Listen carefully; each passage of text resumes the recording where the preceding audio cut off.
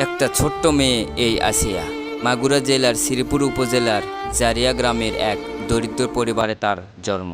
৮ বছরের এই মেয়ে আসিয়া স্বপ্ন দেখত বড় হয়ে ডাক্তার হবে সে। গত ৫ই মার্চ স্কুল বন্ধ থাকার কারণে বড় বোনের বাড়ি বেড়াতে যায়। রাতে বোনের সাথে খাবার খেয়ে বোনের সাথেই ঘুমায় সে।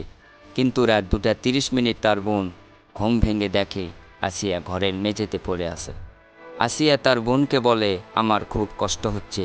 তার বোন তখন বুঝতে পারেনি যে তার সঙ্গে কী ঘটনা ঘটেছে।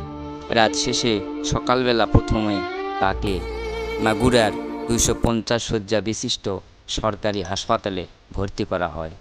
সেখানে অবস্থার অবনতি হলে ওই দিন দুপুরে তাকে ফরিদপুর মেডিকেল হাসপাতালে পাঠানো হয়। সেখানে অবস্থার অবনতি হলে রাতে উন্নত চিকিৎসার জন্য তাকে ঢাকা মেডিকেল হাসপাতালে পাঠানো হয়।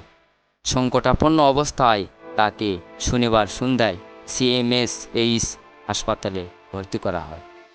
১৩ই মার্চ সকালে ৩বার কার্ডিয়াক অ্যারেস্ট হয়েছিল। ২বার স্থিতিশীল করা গেলেও তৃতীয়বার তার আর হৃদস্পন্দন ফিরে আসেনি। ১৩ই মার্চ দুপুর ১টায় আসিয়া তার শেষ নিঃশ্বাস ত্যাগ করে চলে যায় না ফেরার দেশে। তার মৃত্যুর পর সামরিক বাহিনী হেলিকপ্টার যোগে আসিয়ার মরদেহ তার গ্রামের বাড়ি নিয়ে আসে। জানাজা শেষে তার মরদেহ তার নিজ গ্রামেই কবরস্থ করা হয়। এই ঘটনা শুধু আসিয়ার জন্য নয়, এটা আমাদের সমাজের চিত্র। শিশুরা নিরাপদ নয়। দ্রুত বিচারের মাধ্যমে দোষীদের সর্বোচ্চ শাস্তি দেওয়া হোক। আমাদের সচেতনতা পারে এমন অপরাধ কমাতে।